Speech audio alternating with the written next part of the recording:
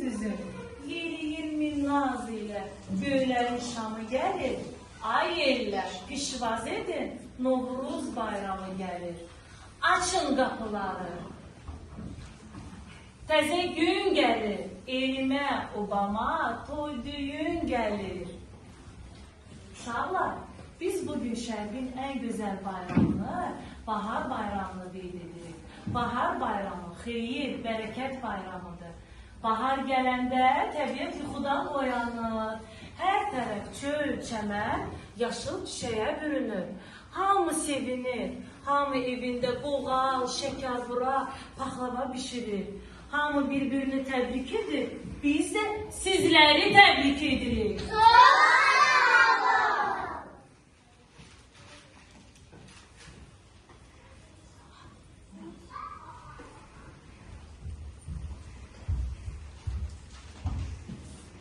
Döyər. Səma, qızım, gel qapıya, görün bu əziz gündə kimdir bizə qonaq gələn?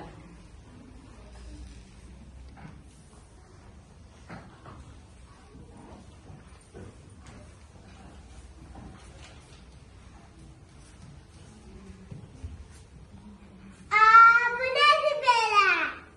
Kızım göster görüm nedir öyle. Getir görüm. Papaq atıblar. Papaq atma uşaqlar Novruzun en qədim adətlerinden biridir. Papağı nerede? Uşaqlar size onu diyeyim ki papağı boş qaytarmaq olmaz. Kızlar gelin hərəmiz bayram ponçasından bir pay papağa dolduraq. Tələsməyin kızlar. Tələsməyin. Tələsməyin.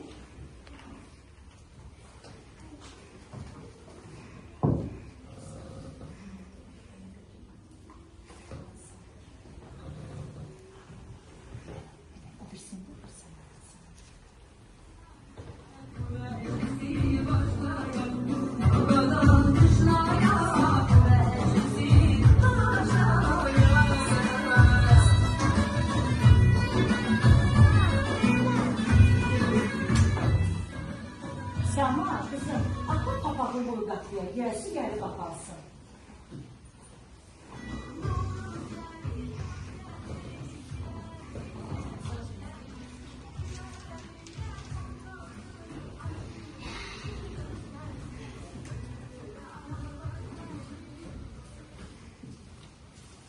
Olmaz.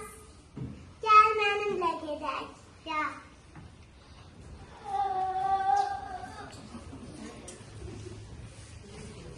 Gel hepsini sonra papağı götürürsen. Gel.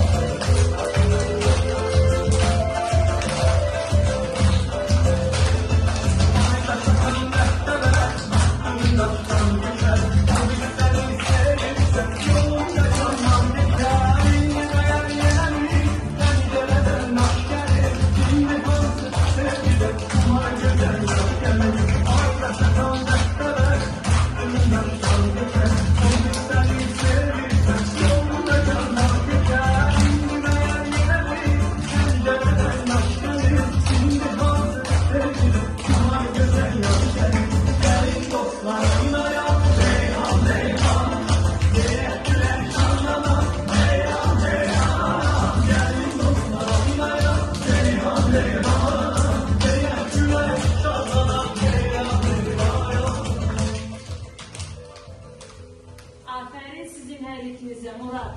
Papaq sənindir. Götürebilirsen.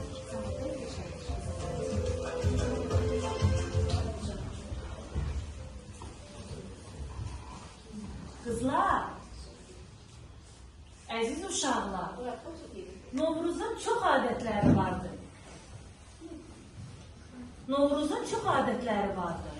Hansılarını tanıyırsınız? Murat balına çıkma. Düzdür. Yumurta döşme. Aferin. Bayatlar. Bayatılar söylemek aferin. Kuşlar söyle. Alkıştalar söylemek çok güzel kızım. Papa bakma. Papak atmak ne güzel bilirsiniz bu adetleri. Kızlar düşünürüm belki gelin biraz bayatı söyleyelim. Bey. Başlayalım.